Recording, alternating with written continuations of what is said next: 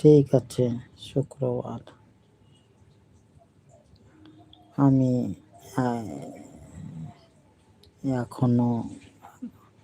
আমি এখনো আদি ইউটিউবার এর পৌঁছাতে একটা টাকাও খরচ করিনি, আর করব না। ইউটিউবার হতে গিয়ে তুমি 1 টাকাও খরচা করো নাই? তাই না, আমিও এখনো কিছু করিনি, আমিও খরচা করিনি কিছু সেরকম। একটা স্ট্যান্ড কিনেছিলাম, একটা ভাঙা স্ট্যান্ড আছে, আমার মেয়ে ভেঙে ফেলেছে।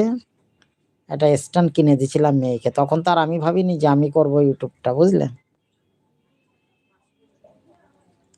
তখন তো আর আমি ভাবিনি যে আমি ইউটিউবটা করব।